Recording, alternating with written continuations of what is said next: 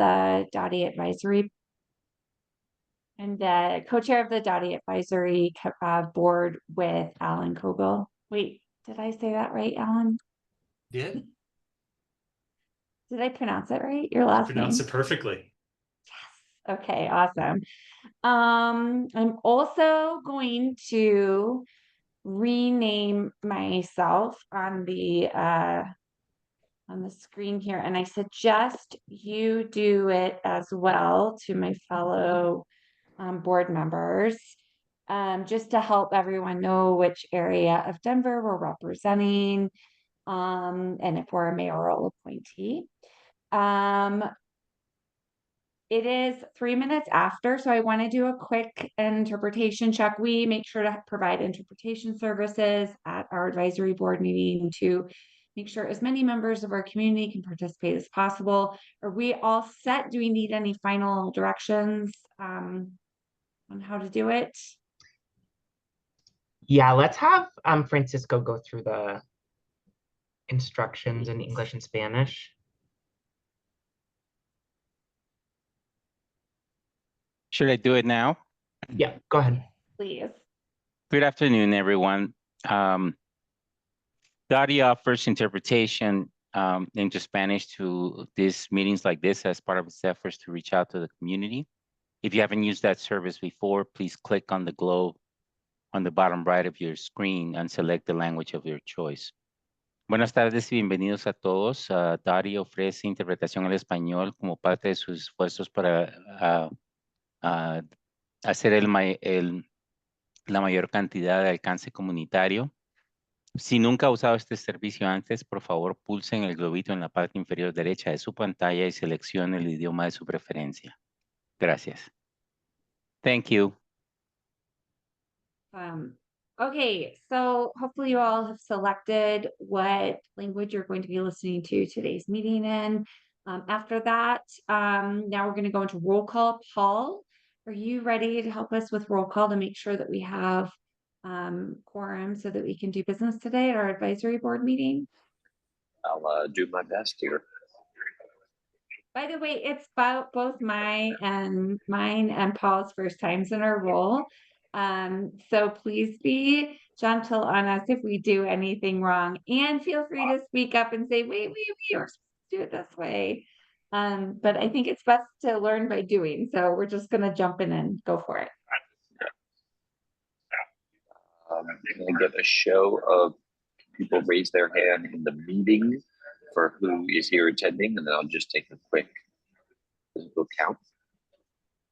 Paul, you're a little bit soft, and so it's a little hard to hear you. But I see everybody putting their hands up, Yes. so I'm assuming that's what you asked us to do, and maybe I just didn't hear it. If you'll please put your hand up electronically for your count. Thank you.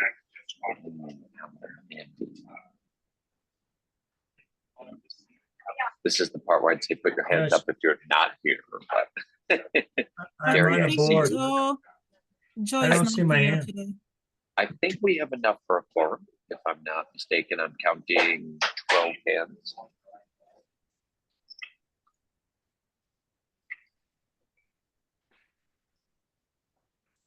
I think we are good for a quorum there. You can put your hands down, okay? I noticed that too. So Paul, don't forget that Amy from D3 is here at the meeting, and I got to put my hand down. There we go. So I think we met quorum, but I'm not doing the math in my head very well right now.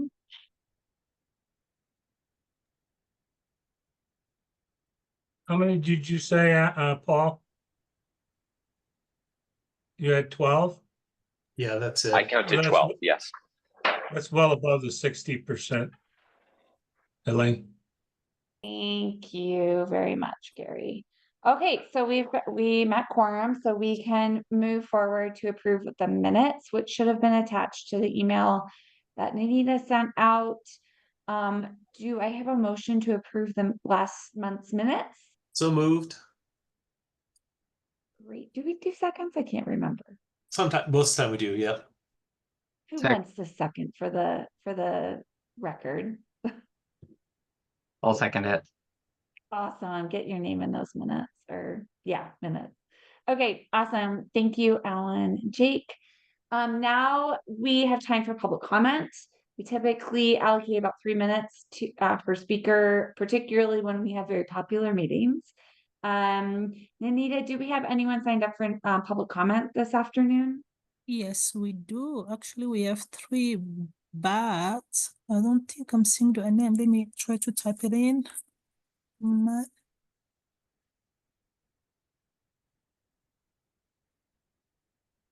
Anita, I think we're all in the same Zoom room today. It's not in Oh. webinar I was gonna format, so say you can just that introduce the too. speakers. Okay. Yeah. Please, Matthew, go ahead if you're in. All right, thank you. Can you all hear me? Yes. All Thank right, you. well, my name is Matthew Elliott. I live in Sunnyside, just off Federal Boulevard, and I am here today to ask you to encourage DOTI and the mayor to advocate for prioritizing people over cars in CDOT's Federal Boulevard Bus Rapid Transit project. This project has the opportunity of our lifetime to transform how people move in West Denver. We need to build for the future we want, safe, quick, equitable movement, not repeat the failures of our past. 5 years ago, I traded in my car for a cargo bike. As soon as I made the switch, it became very obvious how hostile our current built environment, federal in particular, is to everyone not in a car. By prioritizing cars over all else for decades, federal's become a space that discourages almost all uses. The BRT project's the opportunity to repair so much of the damage that's been done. Since I gave up my car, my use of federal has dropped from daily to almost never. A BRT with safe pedestrian access would let me resume visiting so many restaurants I've had to give up on because they can't be reached safely by bike or foot. A BRT with a dedicated lane throughout its length would provide a reliable mechanism to get to school, kids' baseball games, and business meetings up and down the route. A BRT that prioritizes people over cars would invigorate the entire corridor, making it a place people want to visit, not a place people need to get through. As I look at the current plans for the project, I see a federal boulevard that still prioritizes cars. It only allocates space to BRT where it doesn't get in cars' way. It misses key connections with our neighborhood bikeways. There's talk of improved safety on sidewalks, but not about the most dangerous place where pedestrians and cyclists cross federal. The federal BRT project should support Denver's objectives of getting people out of cars and reducing car violence. Transitioning people onto buses is critical. So is making sure they can get to and from their bus stops safely. Bus stops should include raised crosswalks to prioritize pedestrians over cars. All of Denver's neighborhood bikeways, dedicated bike lanes, and trails should have direct, convenient, and safe access to the BRT. Please use your influence with DOTI and the mayor to bring about a people-focused BRT on Federal Boulevard. Give the bus a dedicated lane everywhere. Get people safely to and from their bus stops. Connect our bike infrastructure and make intersections safe for crossing. The project has so much potential to bring amazing positive change to West Denver. I hope we don't miss that opportunity. Great. Thank you so much, Matthew. I appreciate your comments about BRT and Federal Boulevard. I apologize. I had to pop out really briefly to give Eileen, something I to don't- the coastal carrier. Would it be okay, Matthew, if you have that written out, do you mind sending me that in email and I'll make sure to get that forwarded on to the Colorado Department of Transportation's team on federal BRT? I would be happy to do that, yes. Okay, and I'll put my email on in the chat. Great, thank you. Awesome. Thank you, Matthew, and thank you, Chris, for forwarding that information. Our next speaker, Anita, do you want to introduce them? Yeah, it's Anne French. Okay, Anne, do you want to unmute yourself and just begin whenever you're ready?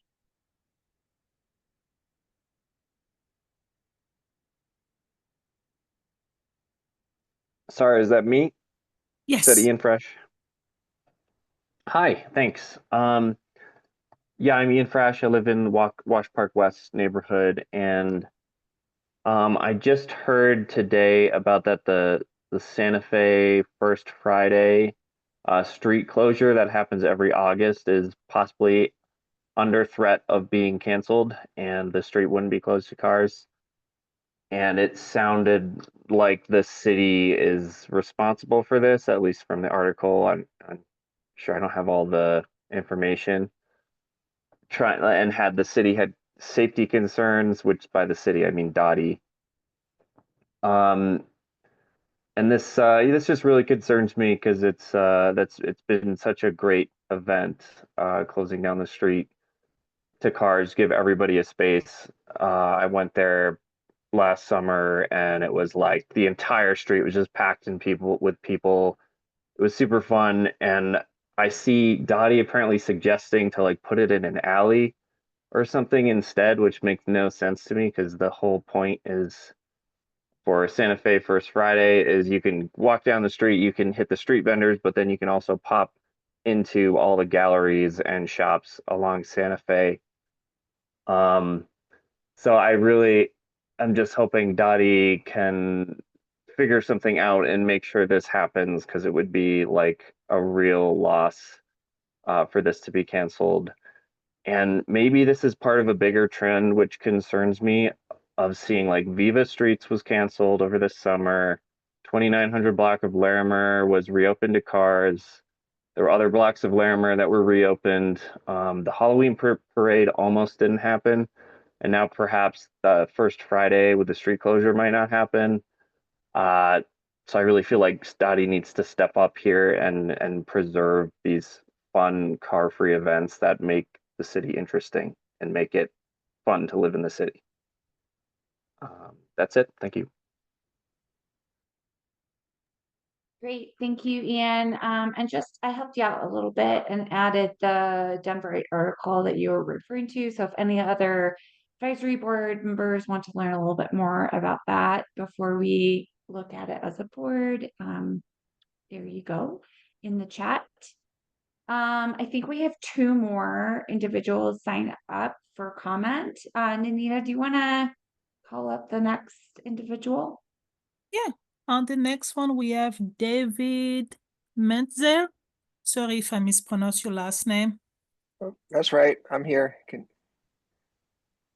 Thank you, David. Yeah, go ahead. Okay. I wanted to comment on snow plowing, particularly snow plowing of bike lanes.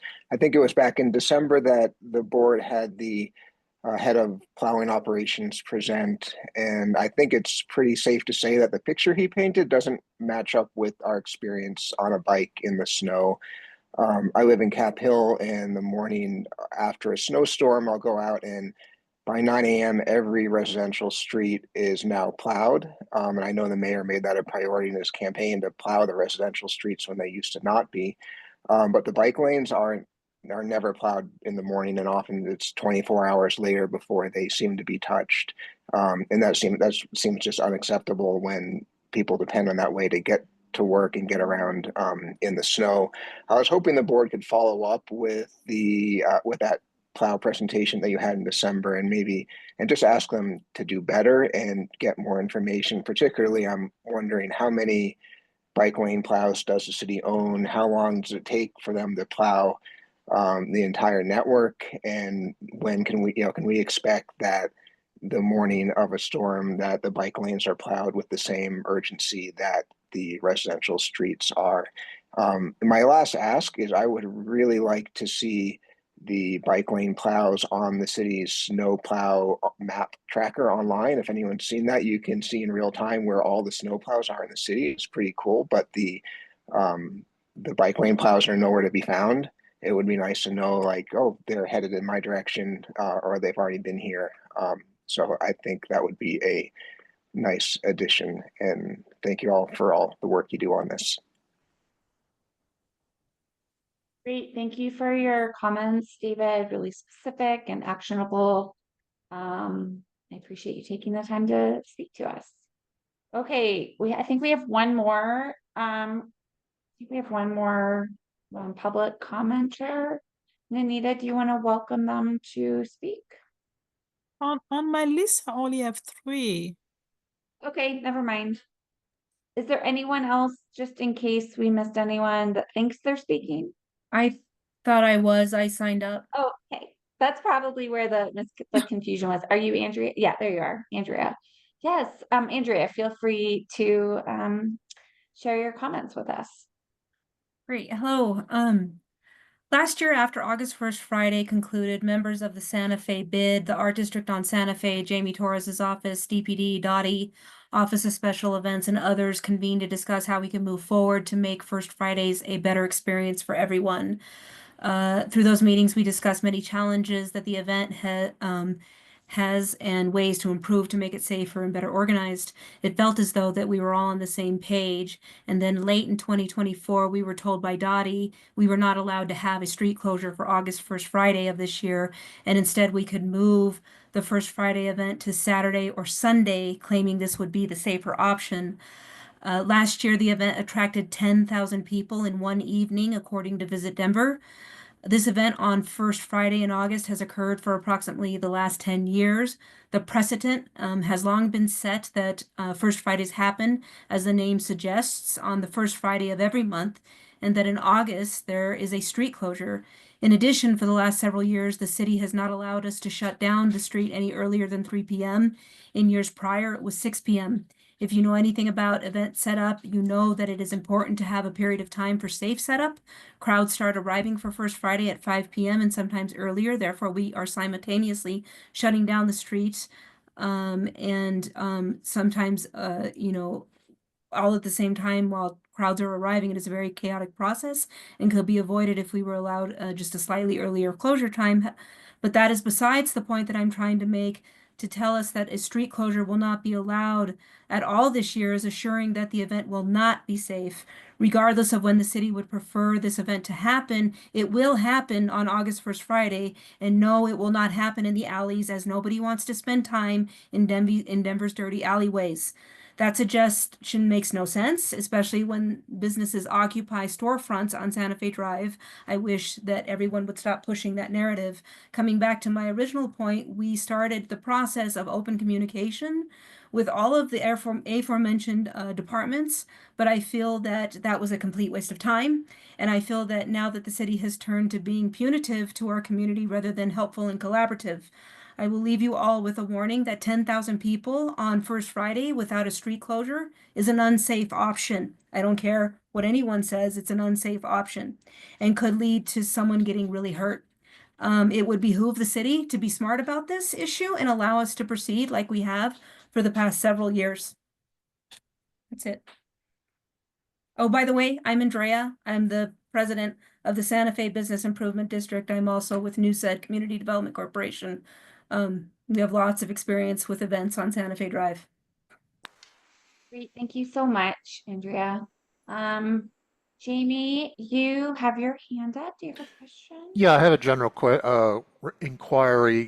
Can we make sure that these subjects get on the next agenda for our next meeting? Too many times people come and speak, they have issues, and then the next meeting we don't hear anything. And I really think it'd be a good habit to start in 2025 that each of these issues must be reported back to us at the next meeting, and I make that request to our chair and co-chair if we can make sure that happens. Thank you.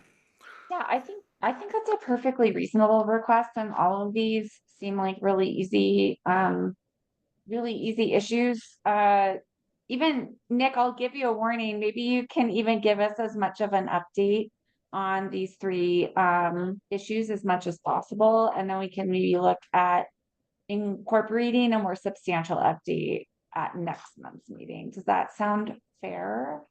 Yes, other than I just literally joined about 30 seconds ago. I joined late on there. And so well, give me a second. We'll find a way to make sure you find out what was just discussed. And sure, but I don't want to put you on the spot, but do your best. Eileen, I take detailed notes on every single public comment. So same. Yeah, we can provide that. June or Paul, do you want to send a message or email really quickly to Nick so that he feels a little bit more comfortable to give us as best of an update on these issues as he can? And then we would, Alan, I'm assuming we can do this. We can look to see if we can get a more substantial update, especially if Nick doesn't have all the information he needs. And then Andrea, you had your hand raised again, so I wanted to make sure you had a chance to speak again briefly. Yeah, just really quick, we've been in communication with Jamie Torres's office, and we'd like to escalate this issue to the mayor's office as well. I would like Dottie to be in on those conversations. And one more thing about alleys. When you block off alleys, the residents that live on Calumet and Inca, they can't access their homes. Yes, absolutely. I understand. Okay, that sounds like a really good plan. And with that, I think we are done with public comment. I just muted myself. Paul and or June will send a brief update of those comments to Nick so he is prepared to speak as much as he can to them. With that, we're going to move on to our next agenda item, and that is an update on projects in Council District 7. And I am sorry, but I do not know the staff member who will be leading that presentation. Maybe it's Hi, on the Eileen. agenda. It's me. It's Greg. Seasick. Hi. Greg, thank you for just announcing yourself. This is Yeah. Greg from DOTI. I'm going to let him introduce himself and go through our presentation on what is happening in District 7. And Greg, we're pretty much on task. You have about a little less than 15 minutes, and then give us some time so the advisory board can ask you a few questions. So with that, take it away, Greg. Yep. Thanks, Eileen. Thanks, everyone. And good afternoon. Thanks for inviting me. I just wanted to share a little bit of what's going on in District 7, some of the projects that are happening. As mentioned, my name is Greg Seasick. I am a community designer in the specialty services group within DOTI's transportation implementation team. I'm going to jump right in with the active projects, construction projects that are going on, and then follow that up with some of the design projects that are happening, as well as some of the planning projects that are in process. And hopefully, can everybody see my slides? No? Uh-oh. It says I'm sharing, but let me double check.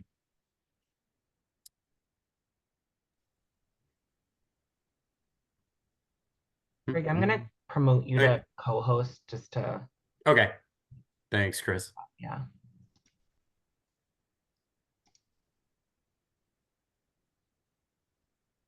Oh, I can't do that. Nanita, do you mind trying? Yes. Give me 1 second, Craig.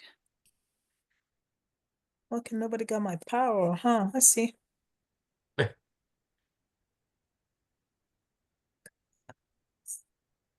I have it's weird. I think have we a can- frame around my screen, but it doesn't, if it's not showing,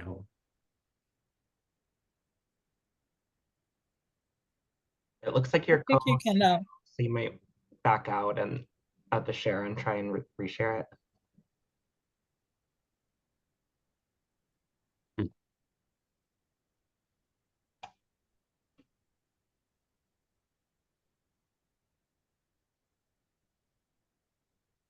That is odd. It's not letting me out of sharing. Oh. Yeah, what do you give you access? Let me try Greg, this again. Are you working from multiple I think I got it. There it goes. There we go. It is Sorry just your about background of your computer. Yeah, I know. Okay. I turned it off, and so I was just getting back in. I apologize, everyone. So, all right. So active projects in Council District 7. So we have the Broadway and I-25 safety improvements that are going on. If you're not familiar with that project, the elevated southbound I-25 ramp from Ohio and Broadway is actually open, and you can actually take that right now. So, oops, sorry, I'm sliding over there with that. So that is open for people to use. So travel lanes on Broadway within the project limits are going to still be reduced to the 2 lanes. That'll be that way through most of the summer of 2025. And this is essentially just an ongoing project through spring of 2026. And it'll just be various closures and lane changes and things like that happening. A second project is the West Jewel Avenue Bicycle and Ped Bridge. You might be wondering, why is this under the active construction projects? It's technically underway with the bridge procurement and some of the steel procurement. So you're likely not to see any activity out on the site until probably May or June. The contractor is working with the railroads. And what you're seeing in the presentation is actually a little scale model that the contractor built of the project that they are using to determine crane picks for when they set piers and things for the project. So hopefully soon you'll see some active construction out there. And this is that connection up and over the railroads and Santa Fe down by Overland Golf Course. And then another project that is just starting is the Alameda Underpass. This will be starting this spring. It'll run through a full year till spring of 2026. Traffic control for this project will span east of South Cherokee Street on the east side and then over to West Santa Fe Drive. Pedestrian and vehicular access will be accommodated through this project at all times. And you can see kind of might be a slightly blurry graphic of the improvements there. They're basically going to be elevating the existing pedestrian and bicycle access along there, and then widening it slightly to make it a little bit more comfortable. And then what will happen as part of this project is it'll go down to one lane in each direction. And then there'll be alternative detours that'll be provided to help get around the project as it's under construction.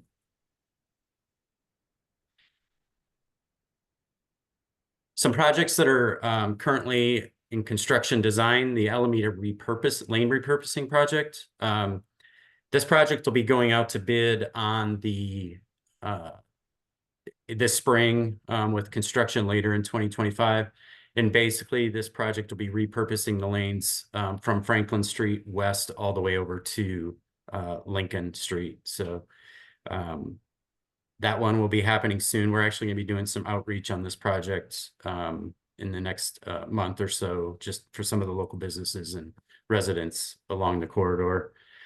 Another project is the Mississippi Ave Vision Zero project. That construction is set to begin in summer of 2025. That'll be the adding turn lanes, improved crossings along Mississippi Avenue west of the Platte River over to Federal Boulevard. And there they'll just be shortening some of the crosswalks, making it safer for some of the school crossings, adding some RRFB crossings along Mississippi, and then installing some medians to restrict some of the turn lanes where we see some of our most of our crashes along that corridor. And then another project is the Iowa Underpass. This project is the design is actually complete. They're still working on coordinating some of the licensing agreements with the railroads to do work under the bridge. But the good news for this project is it's ready to go. It's just once we get those agreements with the railroads coordinated and finalized, they can begin work on that corridor as well.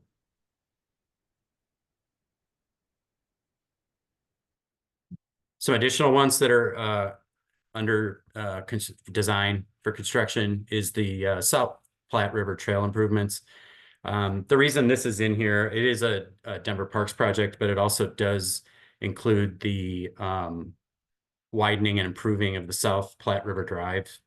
So that's why DOTI is also included in this project. So construction for this project will begin probably Q2 of 2025. And what it'll do is it realigns the South Platte River Drive to improve trail safety and comfort for the users along there. And then it'll widen the trail and includes lighting and some trail rest areas that DPR is working on.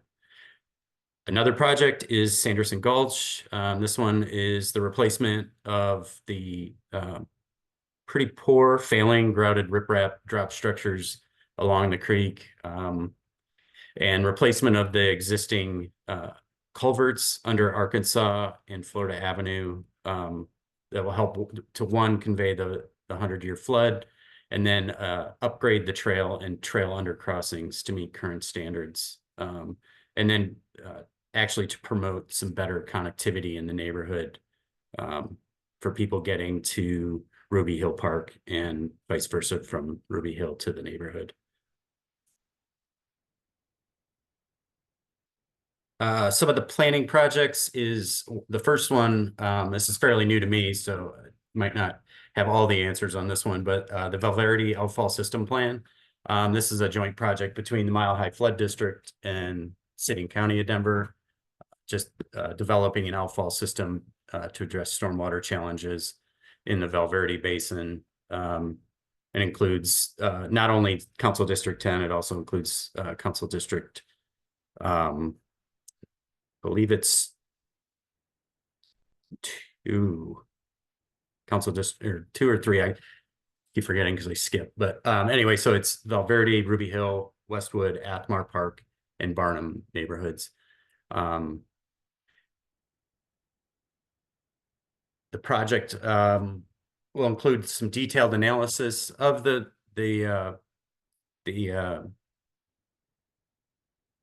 Valverde watershed, and then that'll also include some public outreach and community engagement with residents moving forward. So that one's just kicking off.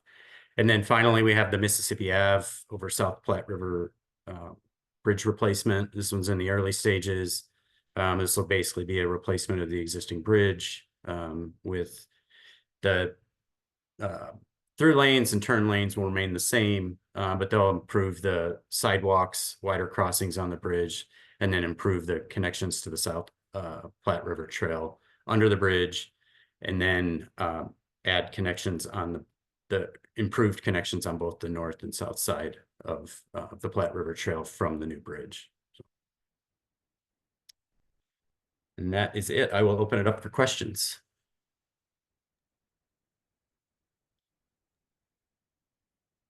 I will help you, Greg. So it looks like June. Yep. Put her hand up first. June. Sorry to interrupt, Aileen. Real quick, I got a message yeah. from someone that's in the wait room. If someone with host privileges could let them in, please. Oh, Chris, can you help out? Is Chris still here? Yeah.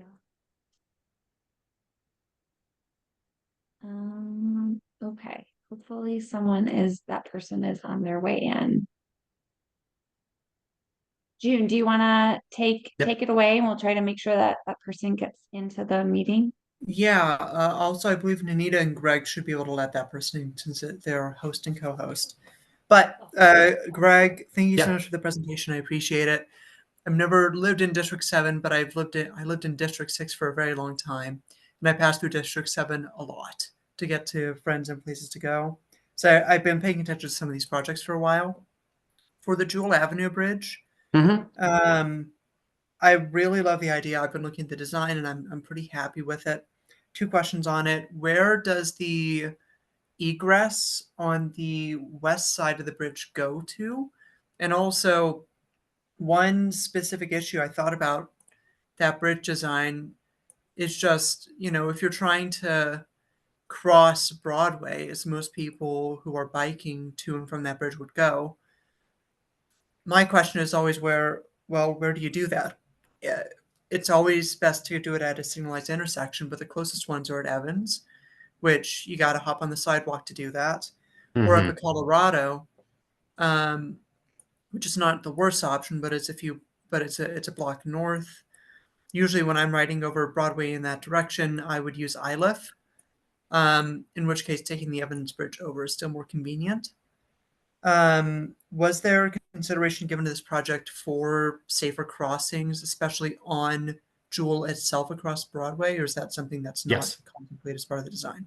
No, that was actually, well, it's not part of this design, but it is included in the Broadway station, the kind of overarching plan that they did. And the recommendation there was to add a signalized crossing at jewel for people that are wanting to get across Broadway. Okay, so that'll hopefully be in the cards in the future. Yes, definitely. You mentioned we're this. Oh, sorry. Go ahead. Oh yeah, sorry. I've got multiple questions. I'm just trying to get through. Yep. Oh yeah, the egress question. Where is it on the west side? Just so I've got that. It actually, so there's a ramp on the far west side that comes down, and it actually lands near, I think it's Asbury Court on that west side. So that trail, you could either come back underneath the bridge and go north on Santa Fe on the new sidewalk there along Overland Golf Course, or you can actually go down and access Asbury Court and take that street over to the Platte River Trail. Okay. You mentioned the South Platte River Drive widening. I know widening can mean a lot of different things. Yeah. And whenever I'm along there, I don't see issues. I mean, I don't have a car, so like, I don't know exactly what the driving experience on South Platte River Drive is like. But what's the need for that widening in that part? Well, it's not necessarily a widening. It's a widening of the trail. I'm sorry if I meant to say, it's actually going to be probably narrowing the street that's there. It's a fairly wide street. So what it's going to do is actually create a little more green space between the road and the existing Platte River Trail. Okay, so it's more of a bit of a realignment. Yes, exactly. Yep. Finally, on the I-25 on Broadway, I know as part of the designs for that, there's originally contemplated a trail through the RTD station's parking lot below that project. And I thought I saw that was removed from designs a while back. Do you have any update, or is that not within your purview? In terms of a trail, there are several sidewalks that are getting enlarged as part of this. So it's going to be much more of like a multi-use trail that leads down to it. I'm not sure exactly what, is there a trail that was taken out that linked to something else, or is it just more of the ones that kind of get out into community? Yeah, it was utilizing one of the underpasses through one of the ramps to better connect pedestrians to the from north, the sort of east side of that project into the station itself. But I believe it might have been RTD's team that pulled that out of the design, even though that seems pretty necessary to have a trail through that parking lot. Yeah, there are some fairly wide trails that are being added throughout, and I'm happy to send you there. They're shown on the I-25 Broadway project website where they're being widened. But yeah, they do call them multi-use sidewalk trails. But. Yeah.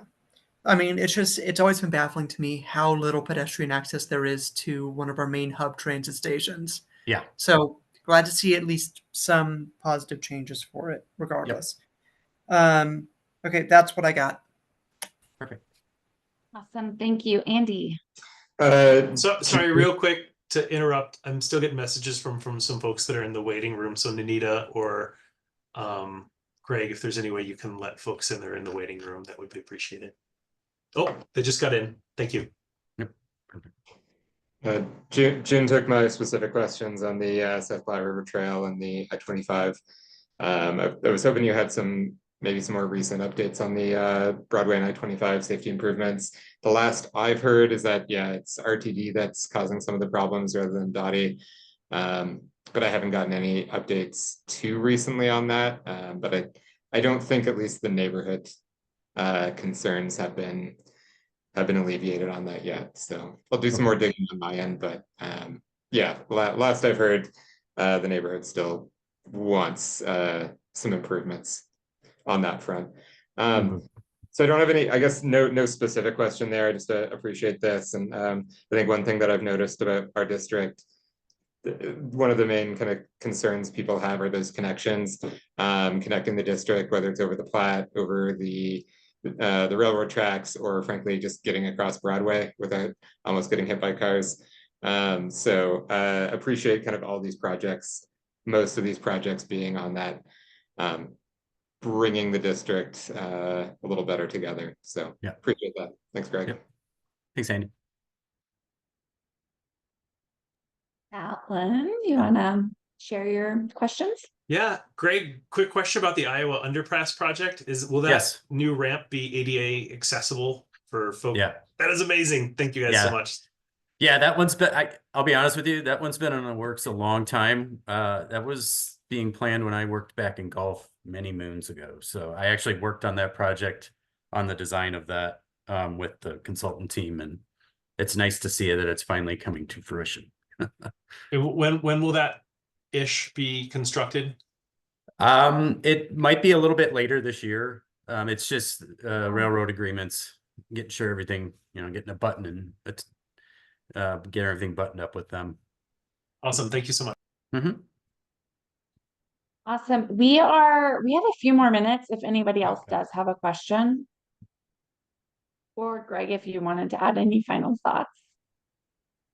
No, I don't really have anything right now, but I do appreciate being able to come in here. I know our community design team really likes being able to get everybody, a little update on the projects as they're happening. So. Greg, I will say that there was a question that was in the chat that I think I know the answer to, and it relates to, I think, Alan's question, but I think I'll bring it up because I think it's a good one. Why does the Jewel Avenue Bridge have so much spiraling if it comes out at Asbury? Should it? Well, I think it's just to do with the spiraling. Is that because of the ADA access? Yes. Mm-hmm. Yeah, Yep. you have to. Can you explain that a little bit for anyone that's listening?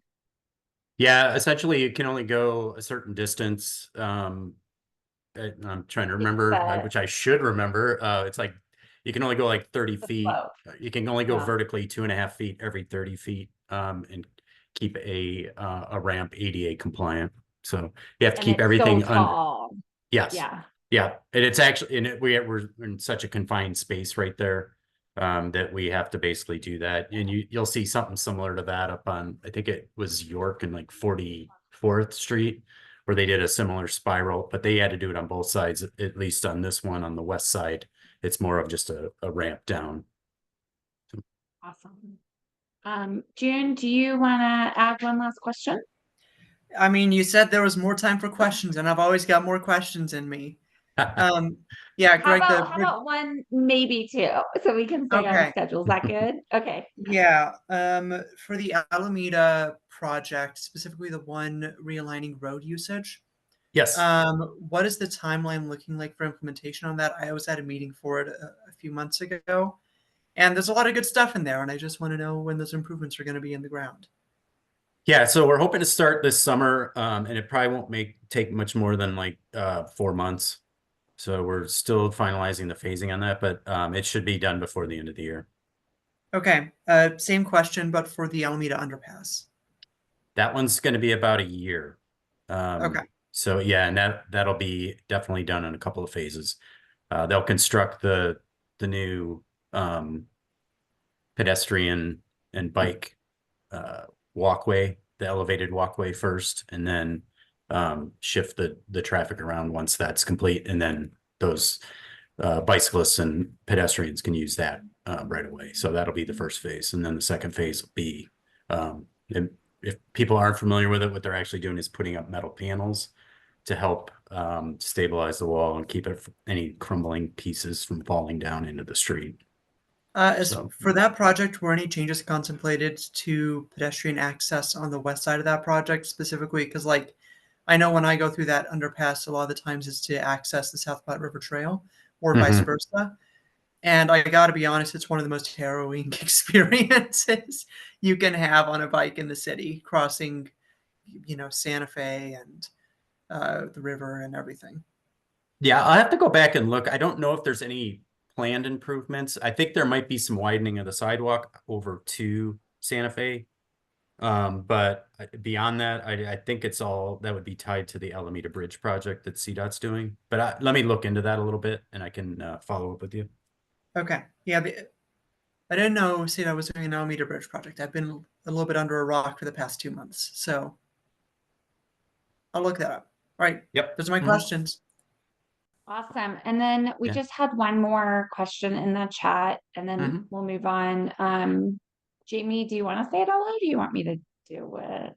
Yeah, I was just curious, are all of these projects predicated on dedicated funds or any of them need future funding? I'm just curious because of all the cutbacks where some of these projects might be affected in the future.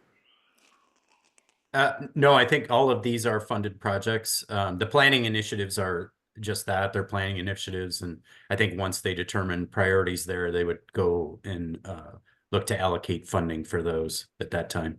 Thank you, Greg. Mm-hmm.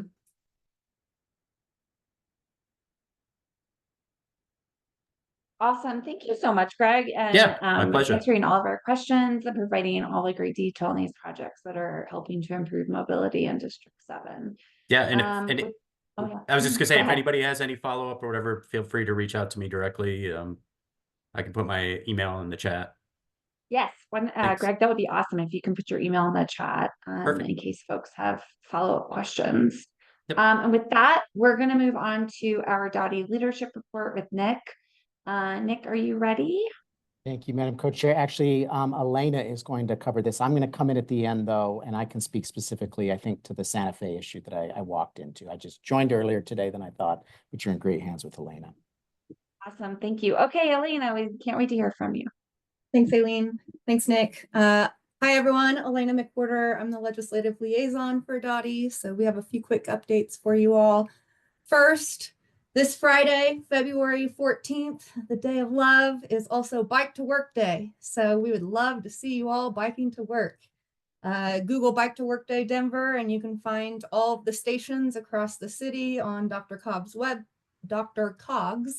website. If you navigate just right, you can pick up breakfast at the beginning of your ride and then pick up more breakfast right as you're getting to work. So definitely take advantage of the opportunity to get some coffee and food on your way in and show everyone how it's done with biking to work. Colfax BRT continues to move along. Segment 1 of construction is, let's see, from Broadway to I think about Josephine and York area.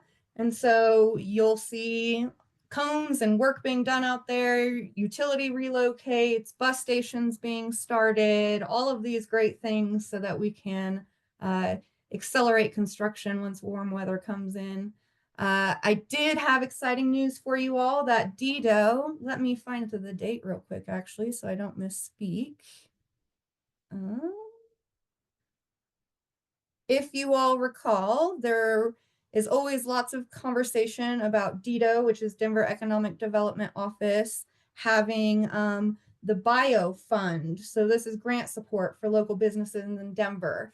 And so they have announced that grant applications for the East Colfax Bus Rapid Transit Project. So businesses that are impacted by construction in segment 1 are open to apply for grant funding starting February 18th through March 18th. So this next month is going to be their time to access city funds to help support their businesses through construction impacts. We also have the We Back the Facts campaign still. So if you're out and supporting local businesses along Colfax, be sure to take a picture. If you go to our website, denvergov.org/ColfaxBRT, you'll find, even if you don't have social media, you can participate in this program and support We Back the Facts and be entered for a chance to win a gift card. So definitely support our businesses and pay yourself back for your reinvestment in the community. One of the individuals who spoke earlier mentioned 29th and Larimer being reopened this week. And Nick will talk about Santa Fe, but I do just want to reiterate that we certainly are not, even though timing is poor, we don't want you all to think that we're prioritizing cars over people and giving people safe places to recreate and activate public spaces and share in all of our great community activities. But we did just want to say that with 29th and Larimer specifically, that was a permit that expired, and without another permit holder coming in to take over that permit for the closure, we did have to reopen that space. But with these kind of permit programs, it's a way to have the community really drive the decision-making in what streets are closed for certain purposes, and really have that community support in managing and maintaining those areas in a very safe manner for the traveling public, as well as the pedestrians and the individuals who are just participating in the pedestrian activities on those streets that are closed. I lost my notes, Nick. There was one more on my list. Let's see here. Oh, solid waste service changes. Those continue to go smoothly post New Year. Route completion is up. So really helping our solid waste drivers complete their service routes in a more timely and efficient manner. If you haven't already requested your compost cart, definitely be sure to go to denvergov.org/compost and go ahead and sign up for that. Last numbers I heard, we are already hitting upwards of 70,000 households that are now enrolled in compost service with this accelerated rollout. So a lot of really exciting news there. With that, I'll kick it to Nick for Santa Fe. Boy, that's a high standard to follow, Elena. I would prefer it if you'd done a little bit poorer job. Thank you very much for that on that. And I did kind of catch up a little bit on Santa Fe on there. And without, I came in right at the very tail end of the comment on there. So I'm not sure exactly kind of what was said earlier, but understanding on this, and I have just a high level understanding on this. This is an event that has grown greatly, exponentially. I don't live too far from this area, and I've participated in it or joined it in the past on there. And it sounds to me like that's the issue, really kind of facing the issuance of that permit, is making sure that all of the things around that, from security to how roads are closed off to when roads are closed off, is done to ensure a safe event on that. And that seems to be where we're struggling a little bit right now. But I think the good news is the die is not cast. I think we still have another couple months where we can kind of work, and certainly are committed to continuing to work with the applicant for this program on that, and try to get this event going, because we recognize what an important event it is to the community and to that area. I will stop there. Happy to answer any questions.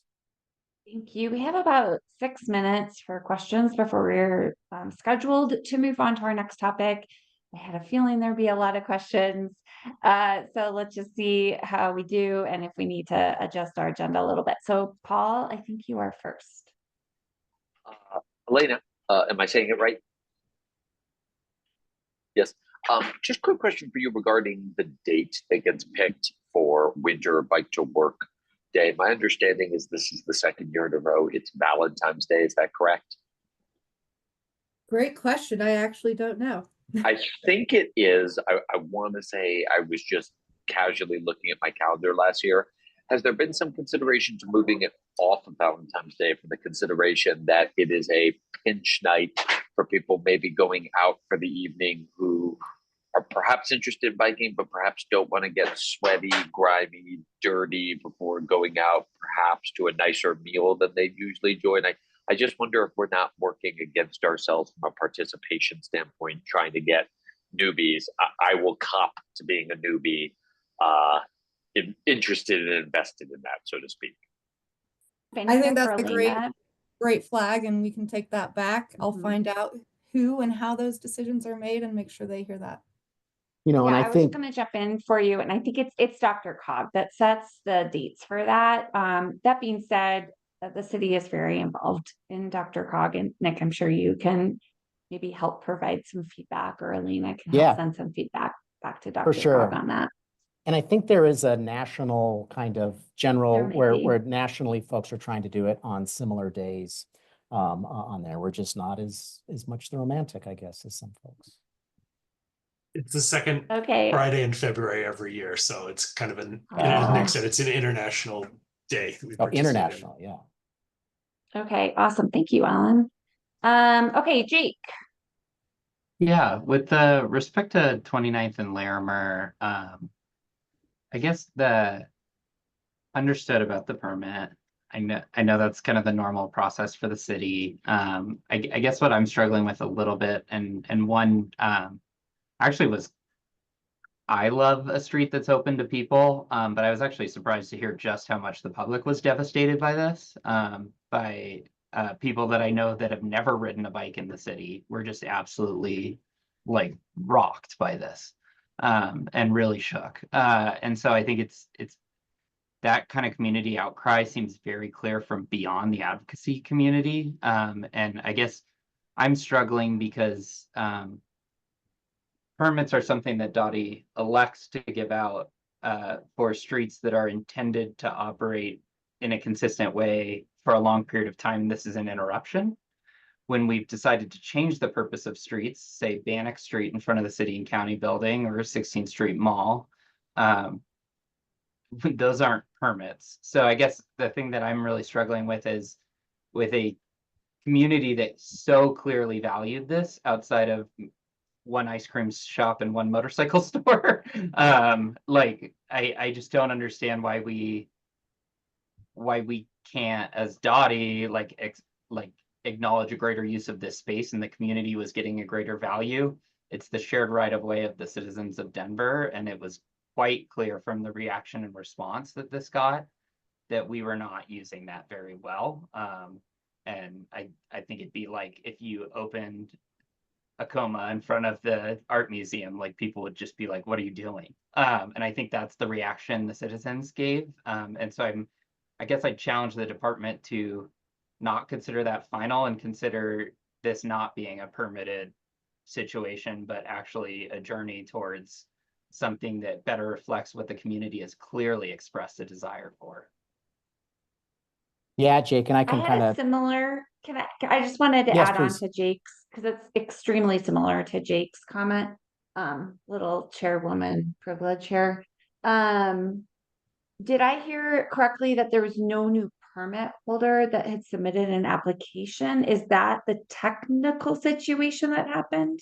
That is, and I can give you a little bit more context because it's more complex. So of course, folks will remember from the COVID times where we had the expanded patio program on there. And basically this was kind of a version of that. It was permitted initially, or is allowed initially under the permitted extended patio on there for a full road closure. After COVID, recognizing kind of a lot of the points that Jake made, the city, so there's not just DOTI, but the city, the community planning and development, as well as I believe our DITO partners on there, developed the Outdoor Places program. And that is a permanent program that is not a pilot, and that is the permit that this organization was potentially pursuing on there. What they had and what expired was basically a kind of a holdover permit. Of course, the COVID era program has ended, but recognizing that there was a desire by that community to potentially extend this on there, they were planning to pursue an Outdoor Places program. Ultimately, they decided not to, and so their old street occupancy permit, we'll just call that colloquially, on there expired, and they chose not to move forward on the Outdoor Places program. That Outdoor Places program allows, as you go through the permit process, go through all the kind of things, how does this impact transit, things like that on there, takes all that into account. And so that is what happened. So this is kind of a weird purgatory permit that they had that expired and then chose not to pursue the Outdoor Places, which is now the permanent vehicle for doing street closures like that, if that makes sense. I think yes, but I think this is a situation where putting that onus on the permit holder when the citizens of the city have expressed a desire to have it, like it just doesn't compute for me. Is the city applying for a permit to close Bannock every year, or what's going on there? I mean, it just seems like it could be the same thing.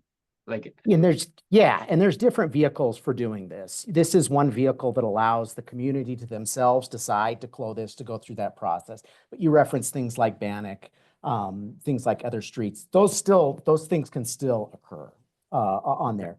It's very dependent, obviously, on the individual geography where it's taking place on there. And so, how does this align with, and I don't know how this is, but I'm just saying kind of the thought process, how does this align with the overall plan for building out different types of infrastructure, things like that. And so this is an area where, yes, the city permits it, but there'll still be those areas where the city will go out and proactively, like a Bannock. And I forget the actual mechanisms used. If there was an actual vacation, meaning it is no longer a street on there, or what the vehicle was used on that. But the outdoor places is not the only vehicle for doing kind of these pedestrian street areas. There's still other opportunities on that. Cool. Real quick, I just challenged the department to explore that in this situation. Just that the outcry was very clear and consistent. I only heard 2 opponents, and I went looking. So it seemed quite profound. Thank you. Thank you. We are a little bit behind schedule. I've asked Jamie and Andy in the chat if they can keep their questions quick so that we can honor their ability to ask the question or their chance to ask the question, and then we can get on to our next activity, which I think will be really fun. Okay, Jamie. Yeah, just real quick. Nick, can you give us an idea of what this permit holder responsibilities are? What are the financial impact and what commitments do they have to make to get this permit? Because I think if people had a better idea what that entails, you might get more people to want to do it. But I have no clue what the financial impact would be. Sure. And I don't know, it's a great question on that. I don't know what the actual permit cost was. Of course, a permit cost is not a revenue generating vehicle for the city by Tabor law, cannot be on there. But basically what we charge is what it costs us to process these types of permits. And what goes into that is making sure all the different impacted agencies on there. Yes, and thank you, Elena, for putting in the guidance for the Outdoor Places program on there. And ultimately what the permit holder is responsible for is maintaining that area, that closed area, making sure that it is closed in a safe manner, making sure that it is maintained in a safe manner on there. Otherwise, the city would have to take on those responsibilities. And that's where, that's kind of the trade-off for a program like this, where it is, specific geographic community driven on there. But I think what Elena put in the chat hopefully should give kind of a much better breakdown of the process, what goes into that, what the requirements are. And you'll see in there's a specific section carved out for these full street closures rather than just kind of the more standard extended patios. Thank you. Thanks, Andy. And then Alan, he promised he'd be quick. Maybe this is too much to get into, but any quick thoughts on grants from the federal government being affected in the near future, money that we may have been expecting from the feds that might be disappearing? Sure, yeah, I can touch on that. We've certainly thought about it quite a bit over the last couple of weeks. And I'm sure most folks know there's been some conflicting messaging around federal transportation funding coming from new administration on there. And really, at this point, we are, not saying we're taking stock, that implies that we hadn't yet. We are very aware of kind of where we are with our federal programs on there. Really kind of think about these as our major projects, Colfax BRT, Broadway and I-25. We have not received anything actionable to this point on there. There's been guidance, things like that. And really, so how we are proceeding, while we are preparing as best we can for any sort of outcome, it is steady as you go until we hear otherwise on there. So not the most satisfying answer. Wasn't the most satisfying discussions last week on there. But the clear message we want to get across is it's steady as we go. It's proceed until told otherwise on there. And we do not perceive that we've been told otherwise yet. Awesome. Okay, Alan. Yeah, I'll make it super quick. And I think Paul did have his hand up for a while too, by the way. I just wanted to say, I echo Jake's comments. I think, we as a city tend to gravitate towards the default, using our streets strictly for transportation. I think we could, do a better job of using our streets as truly public spaces, vibrant for, whether it's the 2900 block of Larimer or Santa Fe. I think the mayor's goal of having a vibrant Denver, I think some of these street activations are better, frankly, when we allow them for people. So I hope we as a department can think about ways to make it easier to continue these public spaces, as opposed to having the default be to take them away. So I hope the department, especially on the Santa Fe Arts District, will be able to work with the business district to come up with a good solution. Thank you. Awesome. Thanks, Alan. Thank you, Nick. I want to transition us to our next topic, but before that, I'm going to make a really quick announcement. So I work for an organization called the Open Mobility Foundation, and a little bit later, Alan's going to talk. I promise this is going to make sense. In a moment, Alan is going to talk about our 2025 priorities as a board, and one of them is to get the advisory board together a little bit more. So my organization, the Open Mobility Foundation, is hosting a social, a mixer, later this month, and I'm going to email details out about it. It can be, if you like to nerd out over data, and I know mobility data, I know a lot of you guys do, go searching for it. This would be a way to find other people in the city that also like to do that professionally and just for fun. It also might be a way for us to chit chat a little bit about what is happening at the federal government. That's kind of what prompted me to remind everyone that this is happening and invite you all. I work with a lot of cities across the United States, and what Nick just reported on the way that the city is handling this, the developments at the federal level, is exactly the same way that every other city around the country has been advised to proceed forward by the feds. And as well as how they are proceeding. So thank you, Nick, for sharing just what's happening with the city of Denver. And I can assure you that based on my professional expertise and experience, that the same thing is happening with other cities, and they're being advised to do the same thing. So with that, we have a really fun project. We don't have as much time as we originally planned, but we will fly by the seat of our pants and make sure it happens. We had so much fun doing that budget exercise last year. I think most of you guys participated or had a chance to participate in it. I think it was last summer that we decided to do it again, but we're going to make it a little more abstract and less real. And it's going to be really like a game. The whole idea of it is to be an exercise or a game for us to pretend to allocate the DOTI's budget and help us as a team of the advisory board to help understand and flesh out what some of our priorities are as an advisory board with play money, with monopoly money. So I'm going to hand it over, I think, to Riley, who's going to give us a quick overview, or Nick. Could I thank you, Madam Chair, and I just make a comment and just really accentuate that these are imaginary numbers, because I literally don't know the numbers on here, but really a values exercise.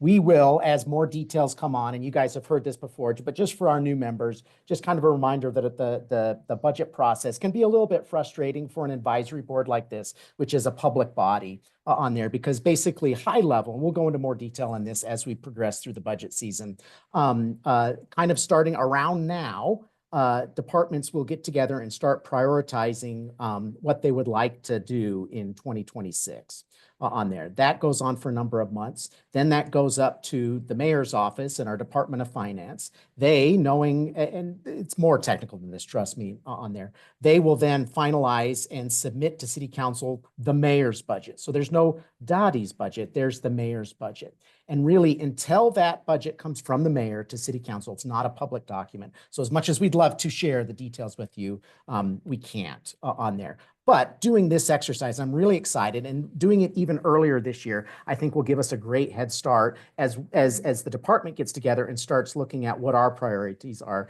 and see how they can align it. So thank you, Madam Chair, for that. And I'll certainly hand it back to you or to Riley, whatever you prefer, but thank you. Yeah, I'm going to also emphasize, I'm so thankful that DOTI was willing to play with us on this, and we are operating under monopoly money. So have fun with this. Feel free to argue in your little small groups. Have fun with it. And remember that at the end of the day, we're going to try to use this experience to inform a letter that we'll send to DOTI on how we'd like the real money to be allocated. So with that, Riley, do you have any additional information to set us up for this exercise? Yeah, so actually I've got a couple of slides that will provide a little bit of context and share kind of what the activity is, and then we'll go ahead and jump into it. So hi everyone, I'm Riley Lamy. I'm with city planner with DOTI, and so really excited for this fun interactive exercise to do with you all this evening. And this is something that we did last May, and and I think last time we had a lot more time, so we're trying to condense this down and make it a little shorter today, but that's okay. We'll still make the best of it. But essentially, this is our chance to hear from you how you would allocate the funding that we get to maintain our transportation system and expand our transportation system, and how you might allocate that across the board to be able to make transportation improvements. And so we have an exercise that I want to work with you all on today and get your feedback on. And I have a couple of slides I'm going to run through, and then after that, we'll jump into the tool itself. So just a couple of quick key terms that you might hear me say today. If I say the word investment category, what that is these are the different buckets of money that we spend to improve and maintain our transportation system. So we spend money on transit, for example. We spend money on signals. So those are just the categories of money that we spend to make improvements to our transportation system. And then you will also hear me say sometimes maintenance versus capital. So maintenance is just really what the money that we spend to keep our transportation system in a state of good repair.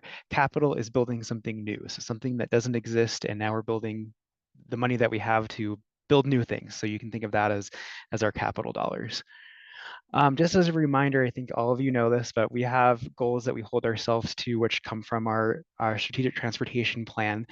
And the money that we spend to improve transportation in Denver, we want to make sure is contributing to these goals. And really it takes, and I'm going to go through these quickly, so apologies.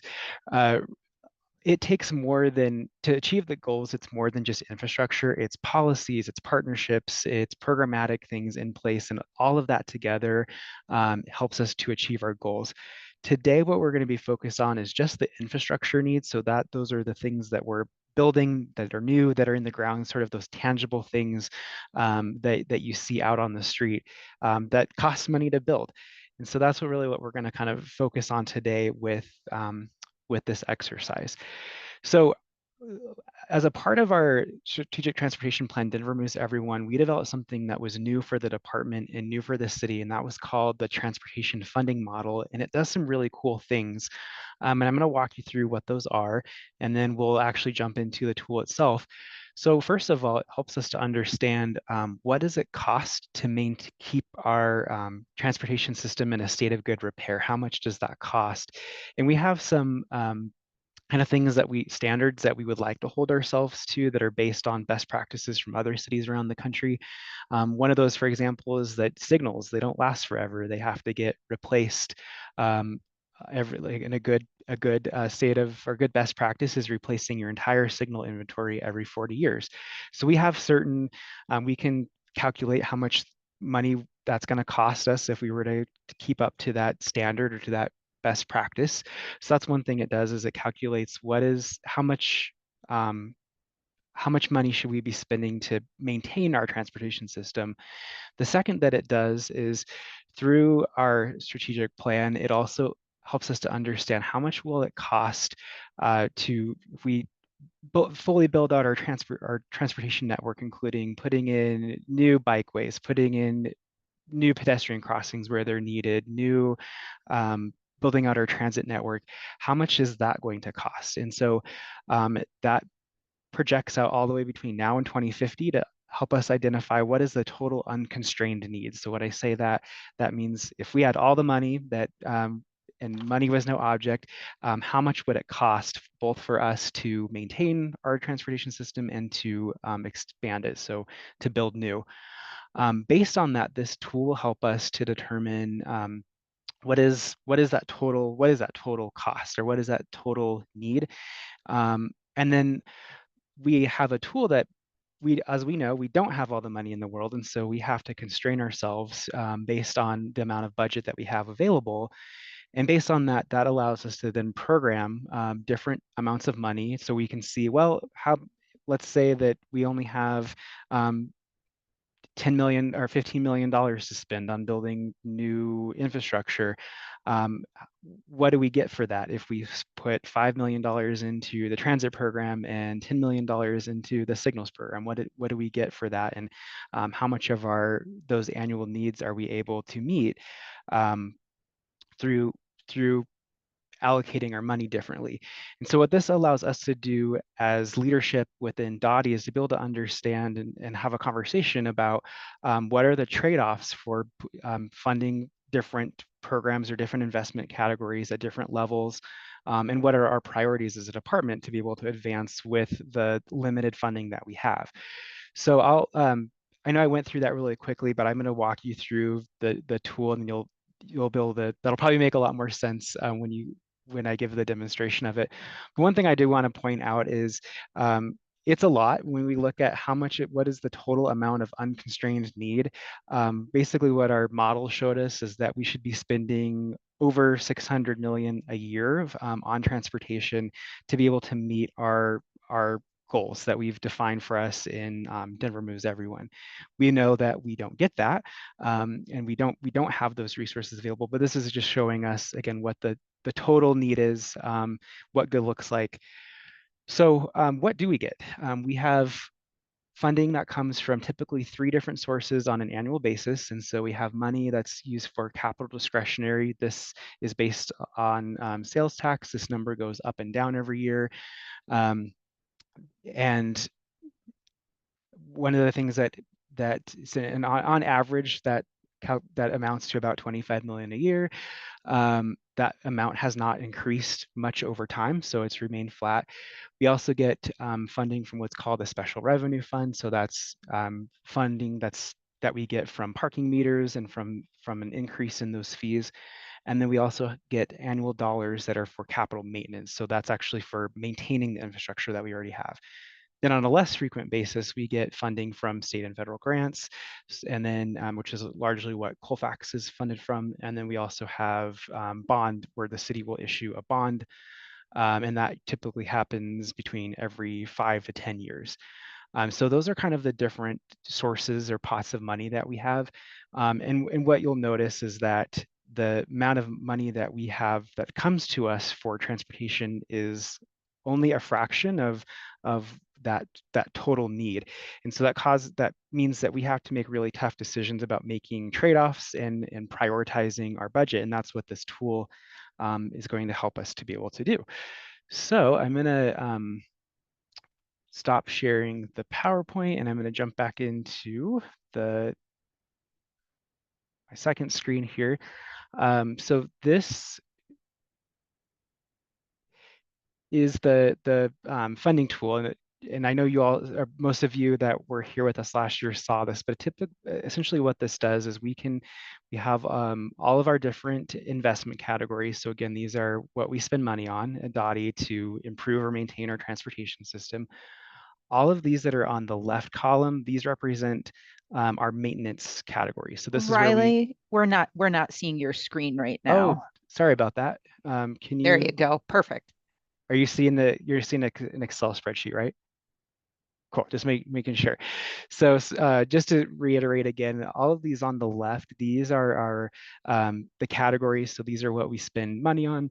And then the columns that are in yellow, this is what we allocate maintenance dollars to. So this is just what is needed to keep that in a state of good repair. And then on the right where it says capital, those are what we spend money on to build new things. So for example, we spend money to build new transit lanes or bus stops or bus shelters. We also spend money to put in new traffic signals where there wasn't one before. So things like that are going to show up on the right side. On the left side where it's just maintaining what we already have. So say it's we're replacing a signal where there already was one, that's going to be on that maintenance column. So up here, we put in $50. We can pretend like this says 50 million, and we can pretend on the side where this says 30 that it's actually 30 million. But again, these are sort of the pretend numbers that we put in place. But what this tool does for us is we can program out different numbers, and it will tell us what we get in return for that. And what this column Z tells us is this is what the total annual need is. So this is how much money we should be spending, or if again, in an ideal world, we had all the money in the world, this is what the total need is, or total amount that's needed to either build all the new infrastructure that's needed or to keep that investment category in a state of good repair. And Riley, So- real quick, sorry if I could pipe in, that Yeah. column there, when you say that need, that was what we defined in Denver Moves Everyone, correct? Exactly. So So those that numbers, is the major 20 here to 2050. This is what we need to do what we said we wanted to do in Denver Moves Everyone. Yep, and we divided it by, we divided it by year. So this is actually showing what is needed annually. So like where this says 146, actually let's use a different one. This, where it says 24, it's actually 24 million. So this was again what was saying how much we should be spending annually to meet our goal. And you can tell what this does though is we can play with these numbers in here that are in these columns. So I can, let's say, take all the money out of the PED program. This will show what percentage of the annual need we're able to achieve based on how we adjust those. I'm going to put that back. So, and you can see that we have some numbers that are already pre-populated. When we break out into groups, we'll give you the chance to put numbers in there. The only thing that we ask you not to change are these numbers that are up here. So we're kind of sticking to that. We have 50 for the maintenance bucket and 30 for this discretionary. And then really what we're trying to do is, you can see right here, it says that we have how much money is remaining to allocate. Basically, we want to zero that out so that we've allocated all of our money. And then one of the other things that this does, I just want to mention before we break out into groups, what this column that does on the right, this actually will tell us based on how much money we invest into a particular program, what we get in return. So for example, if we traffic signals, if I put in $4 million, it's going to tell us that we'll get it for new signals installed, because signals cost about $4 million or $1 million a piece. I know that sounds expensive, but they are expensive. So that's the type of information that this tool will be able to spit out for us. And then again, as leadership within DOTI, this helps us to be able to have a conversation about trade-offs and how we want to allocate our budget to be able to meet the needs of our city when it comes to transportation and mobility. So I know I went through that really, really quickly just because I want to give enough time to actually for the breakout group, but I can either answer questions or we can do that directly in the breakout groups. Let's go into breakout groups and then we can do some questions, but Rebecca has a quick comment. Yep. Yeah, I did, since I'm going to be helping in the breakout room. One quick question, Riley. For the total annual needs column, is that combined maintenance and capital? It is. Okay, Yep. And so, cool. and the only thing that, as a facilitator, the only thing that you'll have to put input into is just this column, the yellow column, or the It'll do all the rest. Yep. So everything else is automatically calculated, and this is just sharing this is sharing what that need actually is. And then Rebecca and Nick, it sounds like you'll be in group B, and then I'll be in group A. So however that we want to split that out. And I think we have how long do we have in the Well, I think we're going to need to adjust our agenda a smidge. I had messaged Alan, but let's say 15 minutes, and Alan, you better text me back. 15 minutes is perfect. Okay, and then 15 minutes in the 15 breakout minutes. room, or 15 minutes 15 altogether? minute discussion, and then if your breakout room could just be ready to very quickly sum up what you did, what you discussed, so that we can kind of share between the groups. And then if you like this exercise so much, you might want to think about volunteering to begin writing a letter to DOTI that we would give to them later on in the year. All right, that sounds good. So we'll go ahead and have the breakout rooms, and then we'll meet you back in 15 minutes, it sounds like. Yep. Sounds good. Thank you, Nanita. Let me know if you all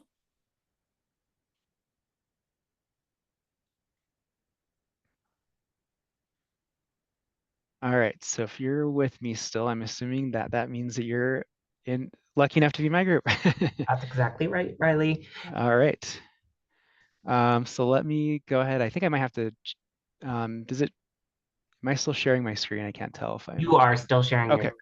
We're staying All in right. this main room to enable the recording and the language interpretation for folks. So Got it. Okay. General awareness. All right, sounds good. And then So, Riley, we might, if we can, if you guys still want to, we could maybe increase the size of the screen. I know yes. Jamie had requested that. I don't know if others feel like that's important too. So just, you guys tell Riley how to drive that screen. If you want him Exactly. to And just to remind everybody, it's and I apologize that this is there's so much on here. It's a very large Excel spreadsheet, so it does go down quite a ways. But maybe one thing that we could start with is hearing the capital side of things, is that's where we spend the money to build new projects, which I know was an interest in this group the last time. And so yeah, maybe we could start there.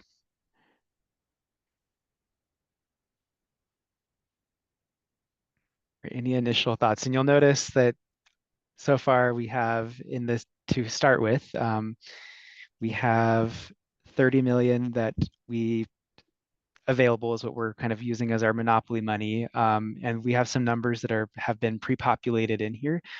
So those can totally change. So we can decide that we're not going to fund transit at all, and we're going to only fund bikes, or we can take all the money from bikes and fund more to traffic signals. So we can totally change those things around, and as long as, again, we don't go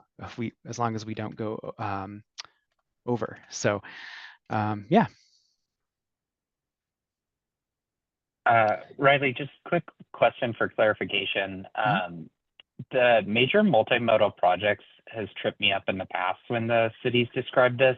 Yeah. I know, like last year we saw the Spear Tunnel be described as a multimodal project because it had one bus that ran through it 3 times a day or something. What does major multimodal projects mean here? Yeah, really great question. So major multimodal project, think of it as a really expensive capital project that's typically, they have a price tag of over $10 million. It might mean that we're completely rebuilding the street. Really good example would be a couple years ago when Brighton Boulevard was completely reconstructed. That would have been considered a major multimodal street because essentially we started from scratch, and with a new cross section, we built in a bunch of new elements. So it was simpler than just like putting in a bike lane on an existing road or putting in a transit lane. So that would be major multimodal. And then anything that's like a brand new bridge, so putting in a new tunnel, a new bridge, something that doesn't already exist, that would go under that category as well. Okay, so like the Larimer Street pedestrian crossing over the Pure Creek, that would be potentially one, or no? That would be, and I know this gets a little confusing, that one was actually a bridge maintenance project because technically it was an existing bridge that we just rebuilt. So yeah, but if it's a new bridge that wasn't there, then it would be under the major multimodal category. So. Okay, sorry to pick a confusing example. No, you're good. You're all good. Andy, I see you had your hand up. Yeah, and that was helpful, Jake. I think there's a lot, especially for those of us who weren't here for last summer's activity, a lot to learn on this. I'm very curious about the fact that there's zero money under discretionary for curbside and parking, and yet what we get for $0 is still 50% of needs to expand curbside and parking infrastructure. Is that just like part of the maintenance is expanding curbside parking and infrastructure? Because I would think that would be under like the discretionary rather than maintenance. Yeah, good question. There may be something. This is part of why we do this with you all, so that you can help us find the faults in our in our tool. Yeah, it looks like there's something that maybe is not calculating correctly on the back end. So I will note that though.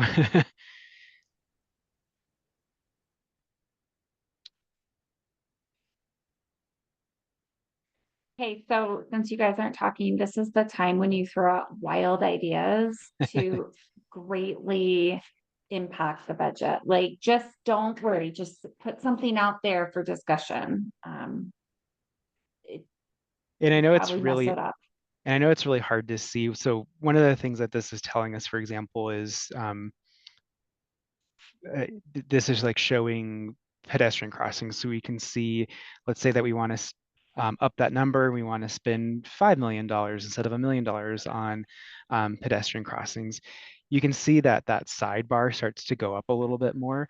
So that's kind of what you're really trying to do with this is we know that we're not going to be able to meet 100% of any of our needs, but trying to sort of balance these out in a way that still accomplishes something or accomplishes some of our needs. So that's just something else I wanted to maybe give as a hint. Well, then I'll throw out a wild. I would like to see more under transit. So if we've got 10 to allocate, let's throw a little bit more under that. And how much? I would agree. I wanna match funds to get the L line finished. Or I think it's gonna get ripped out. Just like put some money in there. Like you want to put 5 for now and just see. Yep, sure. Yeah, so there was 5 to start, and so now I just added another 5. And again, we can pull money from these. So if we're like, let's not fund build any new signals, we can take money from something and put it somewhere else too. So Okay, I have a wild Unfortunately, idea. we have some wildly dated signals. I know. Okay, I have a wild idea. Can we reduce paving? Because someone's gonna call me out for this, but we would then disincentivize driving, making the streets less exciting to drive on. But maybe you could guide us, Riley, on a number that would be appropriate where we would prioritize paving on streets that already have bike lanes on them. So not only would the automobile lane get repaved, we'd also be repaving streets that have bike lanes. Mhm. So Yeah, like, really, just tell us what might be a reasonable number there. yeah, really great question. So at the current number that was already pre-populated in here, it's showing 17 million. And so what that shows is that would meet like there's like a certain, yeah, it would essentially meet half of the need to have streets where there's not potholes, essentially is what that means. And so one thing I know we talked about this last year is that, we always have to be careful because if we remove money from the paving side of things, that could also mean that there's potholes on streets where there's bike lanes, or it could also mean that there's potholes on streets where there's transit lanes. And I think I heard where you're going. I was like, well, can we do that? But think about how could we do that so it's only on streets where it's primarily just used by cars is kind of what I heard you say. That's exactly what I'm trying to find a number that like back into a number that kind of aligns with that philosophy. Yep. And our tool won't be able to track that in there, but I think that's just like a general comment that you could provide when we summarize at the end is just like, hey, this is an idea that we thought of, and how might that impact things. So and let's see, so currently there's $1 million that's already in the green, so that's like what we could allocate. There's also I was saying like let's cut the money from paving. So like no, just for to sure. help you out, Yeah. like maybe let's move paving down to like 15 million. Okay. And then I'm sure someone else can find a way to spend the extra $2.3 million. Got it. Maybe Jake has a plan for that money. Well, I actually am an advocate for DOTI reducing paving slightly for no other reason than to showcase its own budget struggles to the populace of the city. Like I actually think people in the city have no idea how underfunded DOTI is compared to its peer cities. And I actually think that paving's a good way to capture that, because then you get the fix the damn road politics. So I am pro that because I think it actually fixes more problems than it creates. But I was curious, speed cameras and red light cameras, are they in this budget? They would probably be they're not built into this tool. We could pretend like they're under like, so let's say either traffic calming or systems Okay. operations. It's something that we haven't typically funded in the past, and so that's why it's not built in. But we could say, we could note that, like, we want that to go under traffic calming. Okay. And that would probably not be maintenance then. Yeah, correct. Okay, got it.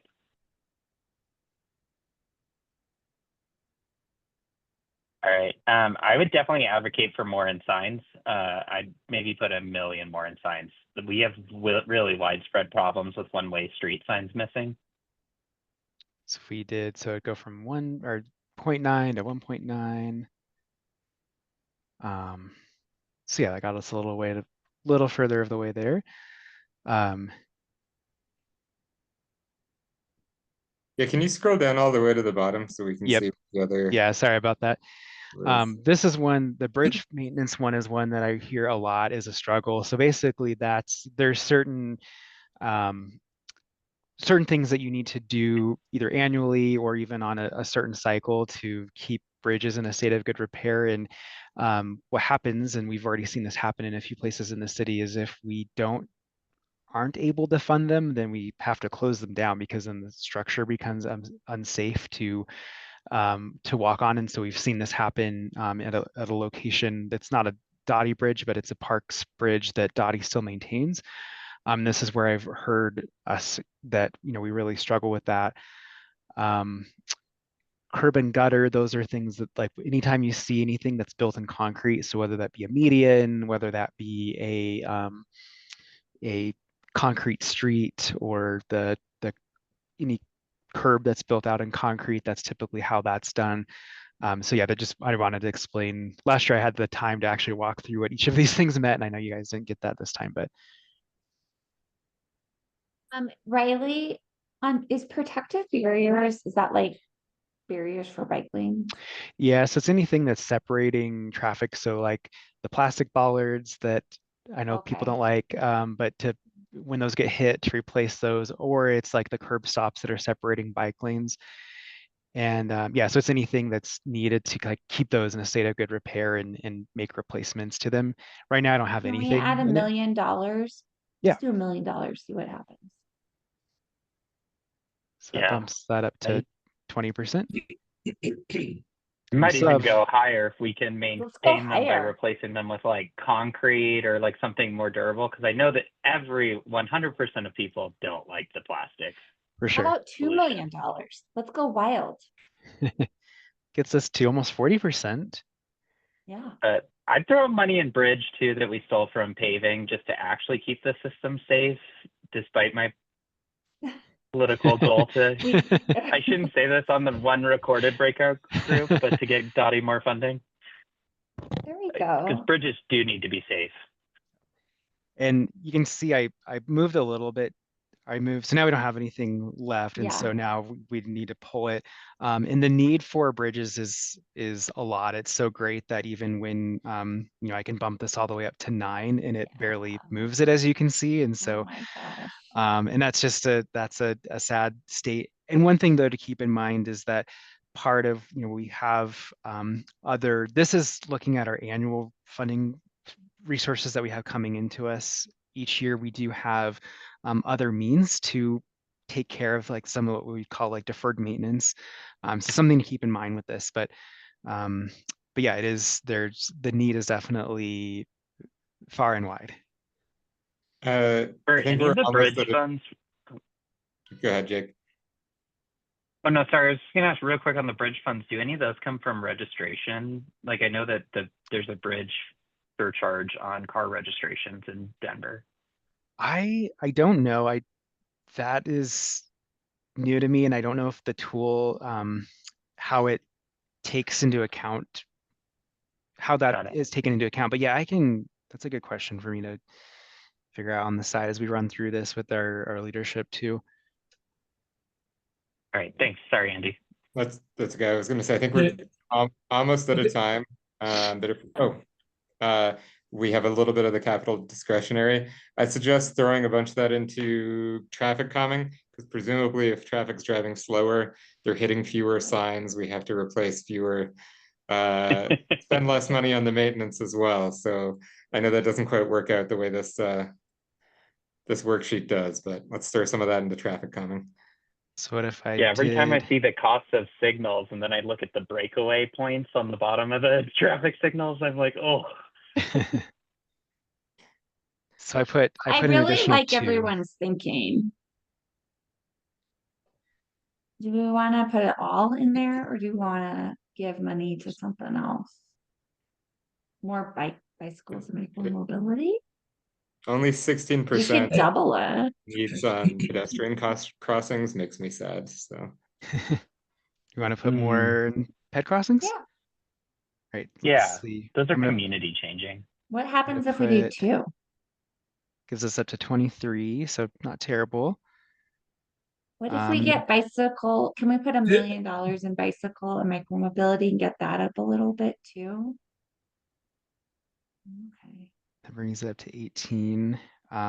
One thing, so we have 4 million going into signals, which only gets us 4 new signals, which means, so think of like our busy arterial streets where there's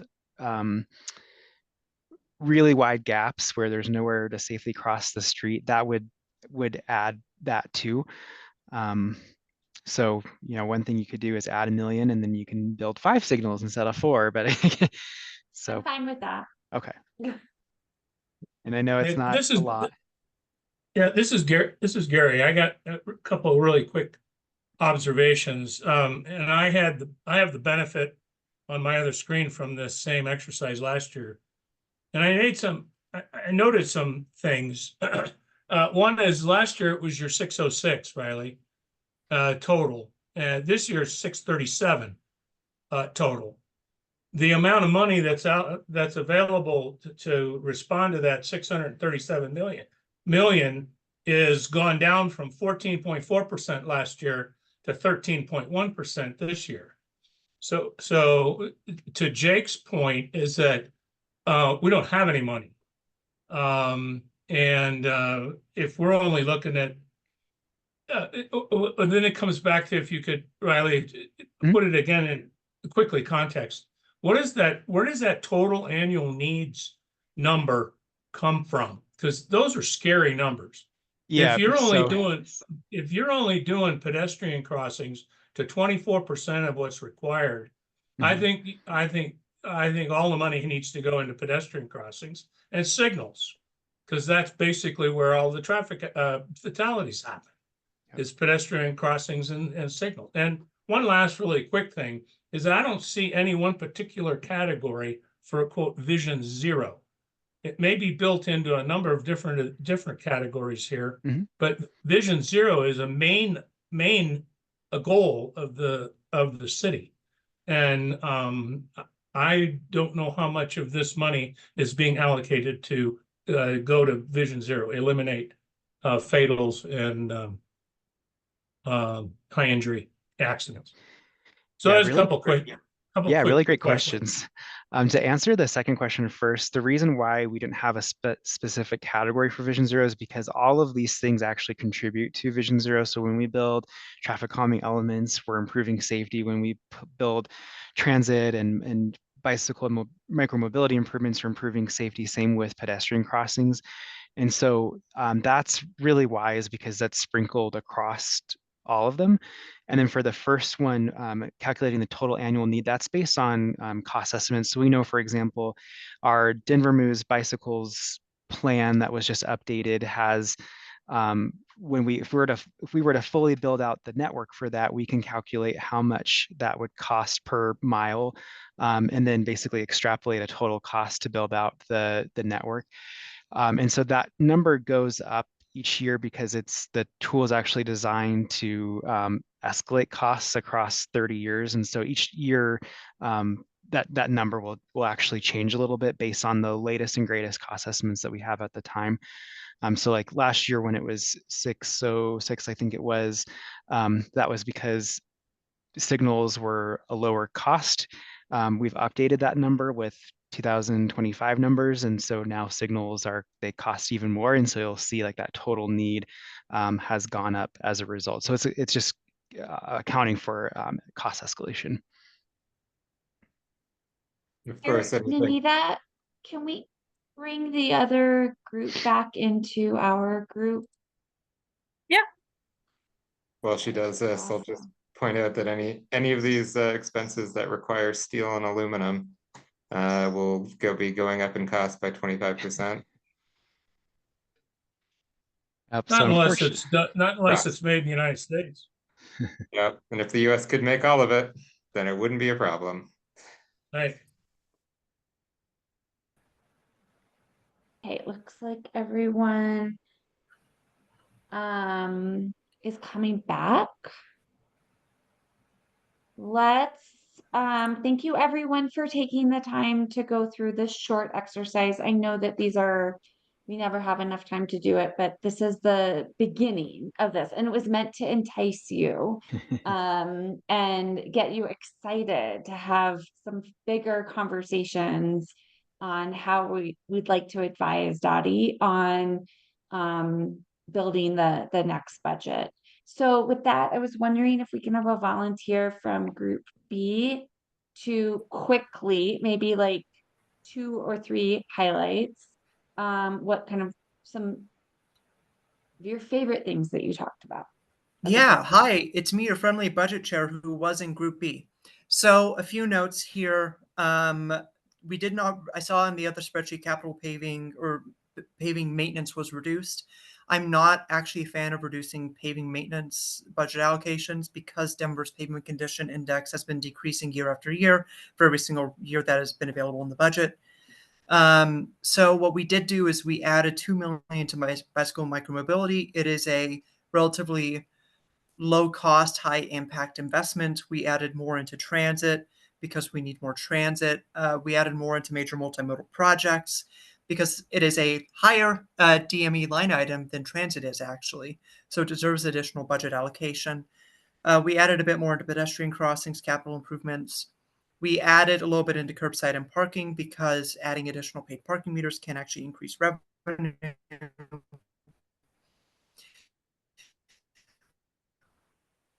We add an amount more into traffic signal, and like we've got a lot of signals and we need to replace them, we need to upgrade them, and we need to retime them. And having that additional budget there helps do that. I think what else? We added more into maintenance for curb and gutter to keep up with our new sidewalk program. We added more into street lights because street light improvements are a public safety improvement, which makes our city a lot more livable. And otherwise, we didn't decrease bridge maintenance. We also added more into signs to help replace more signs. Because that's another quality of life thing in the city that people notice and is really important. So, and also I always raise, now that I've got more DOTI staff here, yell at department leadership in the city to give you more money.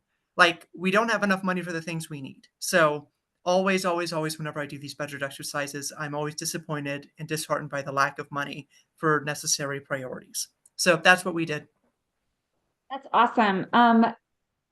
Jake, I feel like we were in a lot of alignment. Yeah, but I think we should share, and Andy too, I think we should share why we actually gave less money to paving, because I think it'll help June. It'll help June understand why we did that. Yeah, this is always dangerous to say in open meetings, but if you cut paving, move the same amount to deferred maintenance on bridges, you actually draw a lot more political attention to the budget issue at DOTI. And you start to get a fix the roads political movement. So it's a little manipulative, but that was our reasoning. Jake, I'll say be really careful about that, because if you cut paving and increase things like bikes and transit, you might get a counter push movement and galvanized car support. If we're talking about, I was pushing it to bridges mostly.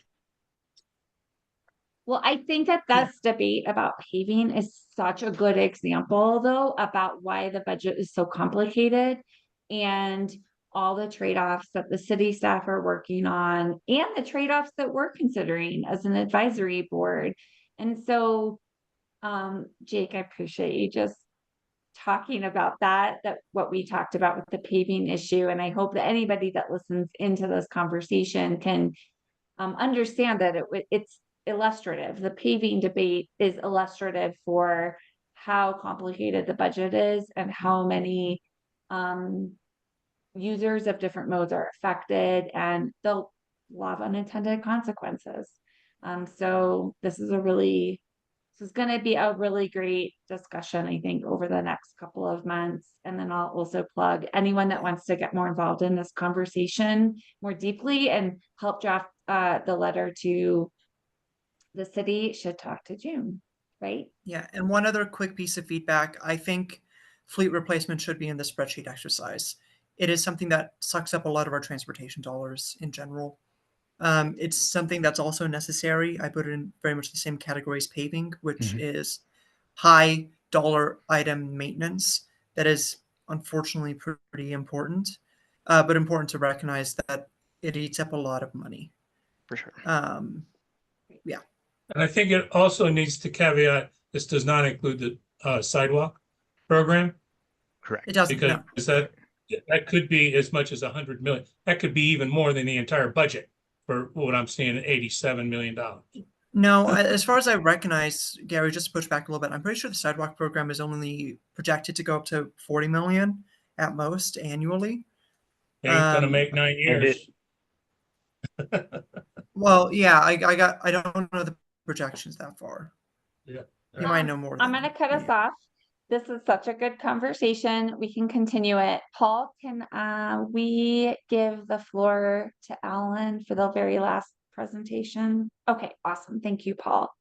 Alan, can we bring it home with a review of our 2025 goals, get everyone excited for the rest of the year, and leave us on a high note? Lots of things Definitely. to talk Can about. you all see my screen? Can everyone see my, great. And I'm sorry, I'm doing Google presentations here, so forgive me if I don't get the technology side of this. So this is a quick recap. If you all recall, a few months ago, we asked the board to take a survey of 3 different questions. The first one was, what topics is the board interested in learning more about from the department? Vision Zero safety plans came up, the One Water plan, Central Business District transit plans, how DOTI is focusing on the oldest infrastructure in the city, particularly signals, how streets are classified, arterial, collector, residential, Broadway bike lane, potential phase 2 plans, the Denver action team, I believe that's for graffiti, DOTI's relationship with RTD, system efficiency and transportation management and operations, and then tree and leaf composting. So these were some of the broad topics that the board was interested in learning more about based on the survey. And then the second question was, our charge from voters is to advise the board on policy and operations and budget as well. So budget, obviously, so that we asked the group again, what would you guys like to talk about in these veins of topics? Budget came up, mode shift goals, Vision Zero safety, automated enforcement, commercial motor vehicles, CMV, waste management, and mobility goals as well. And then the last question we asked is, how can we improve the board in 2025? More discussion, less presentations. Hopefully you all have seen a little bit of that the last couple months of trying to have more board discussion and not just all listening. More meaningful input on the budget. Aileen has done a great job of getting us started early in the year on the budget process. So we're going to try to do this even more in the coming months. Meeting in person as a group at some point. Several of you said this, so we'll try to figure out something fun, whether happy hour or otherwise, for perhaps maybe when the weather gets a little bit warmer. And alignment on communication and participation. And then advocating for commercial motor vehicles was on here as well, some ideas around that. And then advocating for more funding for DOTI in the coming year as well. I think this budget exercise shows all of us that the department is woefully underfunded to hit our goals, even some of the baseline goals. So hopefully we can think about ideas for that in the coming year as well. Are there any, hopefully you all had the ability to take the survey, but is there anything major that we missed that you all would like to add to this 2025 goals?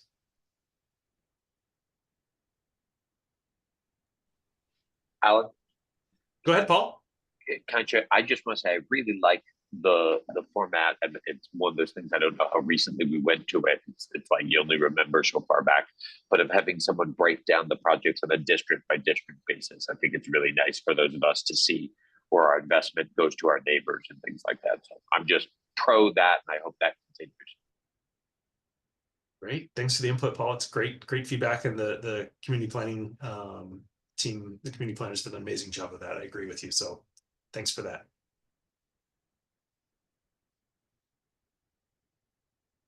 Anyone else? Maybe I know we had a presentation on in advance, Mayor Johnston announcing his new sort of climate goal that he was adding to his goals.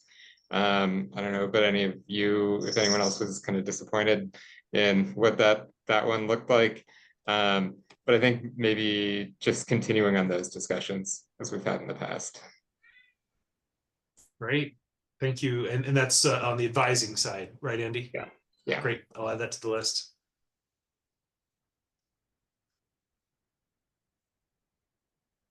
Others?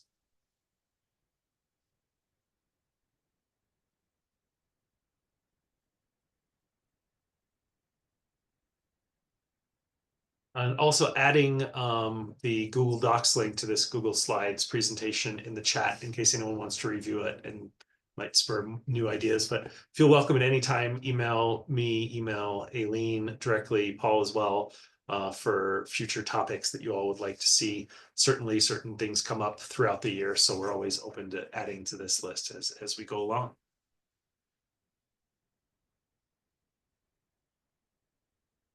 Paul, did you have one last comment? No. Yep, I just want to make sure and strike. We are striking from the discussion tonight the bike lockers part. Yes, cool. I want the notes to reflect that, and I wanted to thank Alan for taking a lot of pride in handing over the secretary duties. He was on top of making sure I was set up for success, and I hope I did as proud today. So. Yeah, Gary, big shoes to fill from Gary. Yes, I'm sorry. I said Gary. Thank you, Gary. Appreciate it immensely. Awesome. Okay, so it is 5:58. We are about at time. Is there any last comments or points of order that need to be brought up? Give DOTI more money. Give DOTI more money. I think we're all in agreement on that. Yes. Awesome. Okay, well, with that, Alan, I guess I am going to close the meeting. Yep. Okay, thank you so much. Stay safe if you guys have to get outside this evening, and looks like we're getting some snow over the next 24-ish hours. Stay warm, stay safe, and we'll see you next month. Thank you. Thank you so much, guys. Great first meeting.